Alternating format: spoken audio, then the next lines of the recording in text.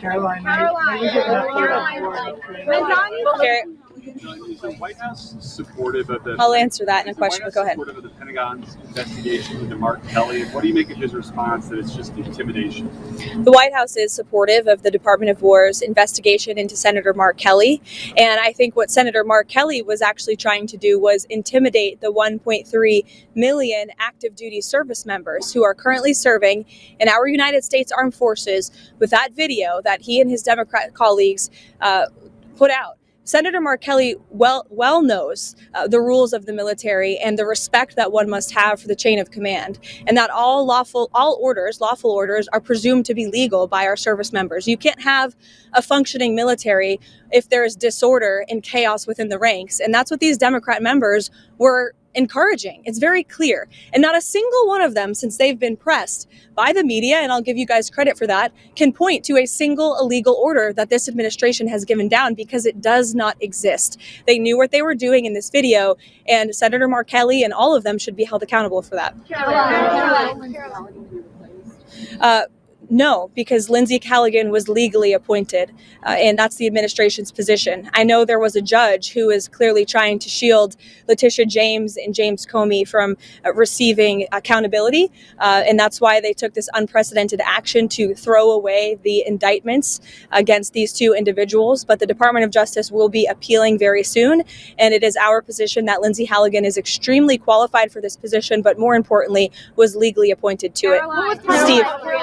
Agreement on Ukraine. Is President Zelensky come to the United States this week? Are there a couple of points you mentioned on watching a couple of points?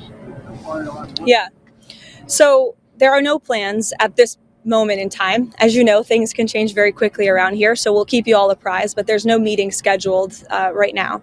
As for where we are, I spoke with Secretary Rubio at length. I spoke with the president as well. Everybody inside feels optimistic about what happened and transpired yesterday in Geneva. Secretary Rubio, Special Envoy Witkoff, the whole team really worked through the points of that 28-point peace plan that the United States authored with input from both sides, the Russians and the Ukrainians. And ultimately, the vast majority of these points have been agreed upon. The Ukrainians have worked on language with us together, and you heard that from their delegation directly yesterday. So we feel as though we're in a very good place. Of course, we have to make sure that all of these points are agreed to. And then, of course, we're going to have to make sure the other party in this war, the Russians, agree to them as well. But I think the president deserves a great deal of credit for the amount of energy and effort he's put into trying to bring these two sides to an end of this war. He wants to see this killing stop.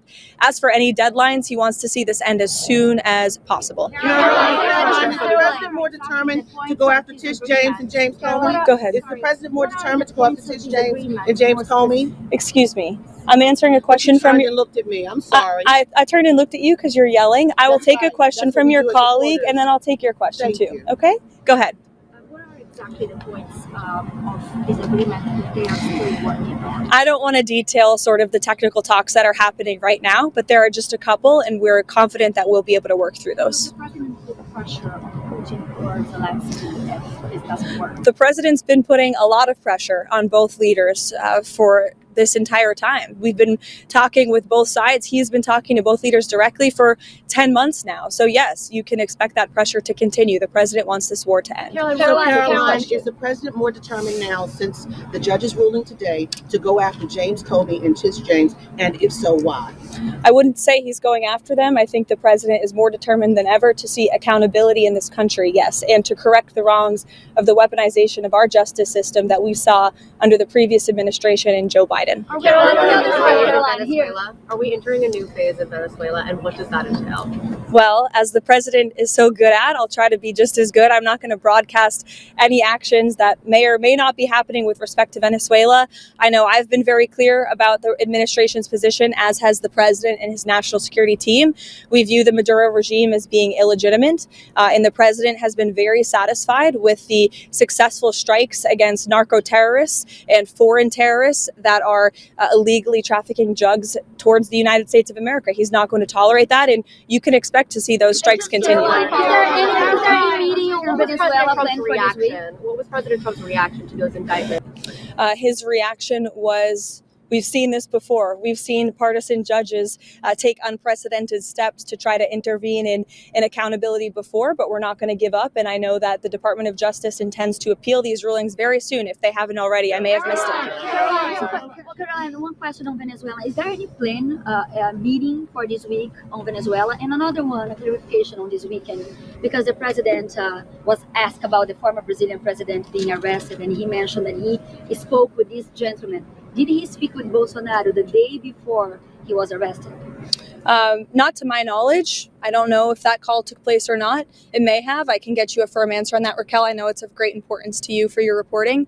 As for meetings on Venezuela, there's meetings on a range of topics inside this building all of the time. And the president is constantly apprised of what's going on in the world, what's going on in the news, and he's very well written into all of the things that his team are working on. Caroline, please. You would not go into the sticking points of the disagreement between the two parties in the Ukraine peace process, but how flexible is the president in coming to a deal, and will the Europeans be part of a final negotiation with Zelensky? I think he's been quite flexible already. We've been watching this war go on for 10 months. He's talked to both leaders countless times. Our team has engaged with both the Russians and the Ukrainians extensively. As I said, there is a sense of urgency. The president wants to see this deal come together, and he wants to see this war end. Caroline, I wanted to ask you, is it MAGA to support American workers being replaced with H-1B visa holders? Are Americans not capable of filling most of these positions? Who supports getting American workers getting replaced? I know the president mentioned that he wanted to bring in some workers that he could eventually send back in regards to... The president does not support American workers being replaced. You are mischaracterizing what the president said.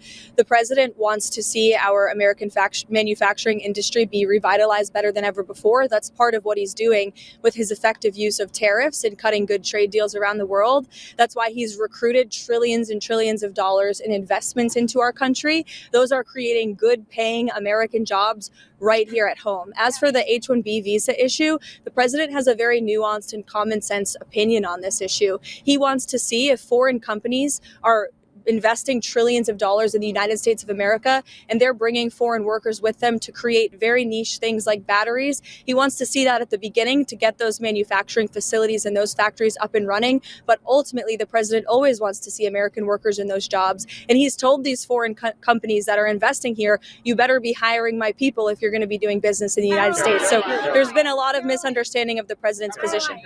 Michael. I won't get into the details of the conversation this morning other than what the president put out on Truth Social. He put out his own readout of that, and I will leave it to that. But I did speak with him about the call. It lasted about an hour, and it was a very positive call. The focus of the call was really Russia, Ukraine did come up, but the focus was mainly on the trade deal that we are working on with China and those relations and how they are moving in a positive direction. President also addressed our farmers, and we are pleased with what we've seen from the Chinese, and they feel the same way. And the president and President Xi discussed continuing to stay in correspondence following their very productive meeting in South Korea.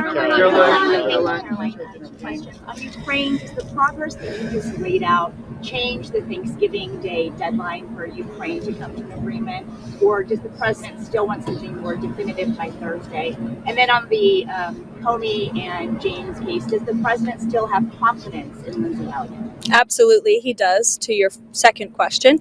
As for your first question, with respect to the deadline, the president wants to see this deal come together as quickly as possible, and he trusts that his team is doing everything they can to get it over the finish line. Caroline, does the president support Israel's elimination of Hezbollah chief of staff Ali Taqtai yesterday, and is he in favor of Israel blocking Hezbollah from growing again?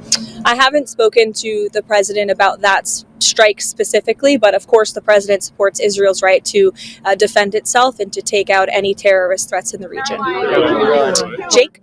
If the president does announce a proposal to cut healthcare costs, will that include the extension of the subsidy? I know there's been a lot of reporting on this from yourself as well, Jake, over the last few days. I will tell you that healthcare is a topic of discussion that's happening very frequently and robustly inside the West Wing right now. The president's very much involved in these talks, and he's very focused on unveiling a healthcare proposal that will fix the system and will bring down costs for consumers. As for the details of those discussions, I'll let the president speak for himself. As you all know, sometimes you report things and then President Trump comes out with an announcement, and those things are not always true from what you hear from sources inside the building. So I'll let the president speak for himself. Sure, go ahead, Kara. President Trump said he still believes he's a fascist and a despot after they had such a great meeting. Any comment from the White House on that? I think talk is cheap, and I think that the president is going to judge Mamdani by his actions that he takes in New York. The meeting was positive, as you heard from the president last week, and I think the fact that the president is willing to meet with somebody who said those types of things about him shows that he really is interested in being a president for all Americans, regardless of where they live or who their leader is. He wants what's best for New York. He loves New York City. He helped build the skyline. He spent his whole life there. And so he really wants to see New York do well. And so that's how that meeting played last week. Caroline. John. Thanks a lot, Caroline. There are a few Republican senators who are critical of the 28-point freeze plan, including Senator Rounds, Senator Graham, Senator McConnell. What do you say to those senators who say that this is giving too much away to Russia? And has Russia made any concessions as it relates to a possible peace deal concerning ending the war in Ukraine? I would point any critics to the words of the Ukrainians yesterday, in which they said that they feel very positive about this plan. They've been very involved. They have had direct input on the language of this plan, and that we are in direct communication and correspondence with them. Any idea, let me just finish with this, the idea that the United States of America is not engaging with both sides equally in this war to bring it to an end is a complete and total fallacy. And I saw a lot of misinformation and rumors and allegations against people in this building, such as Secretary Rubio and Special Envoy Wynkoff and the president himself, that they are favoring one side over the other. That could not be further from the truth. I have watched as the president and his team have worked around the clock overnight with both sides on endless phone calls, endless meetings to try to bring this war to a close. And any suggestion otherwise is a complete misunderstanding of the facts. It's coming from people who have no idea what they're talking about, or people who are pushing their own agenda, or maybe people who don't want to see this war come to an end. I don't know. Maybe they're profiting off of it. Maybe they benefit from it in some way, but nobody in this building benefits from war. We want to see this war come to an end, and that's what the president and his team are proudly working to do. And I think the critics should just take a step back and think about what happened with Israel and Gaza. There were a lot of doubters, and we got the hostages out, and this president secured a peace deal that still exists and is ongoing today. So everyone should just respect the work this administration is doing and watch the process unfold. Thank you. We cancel our Thanksgiving plan, Caroline, over Ukraine.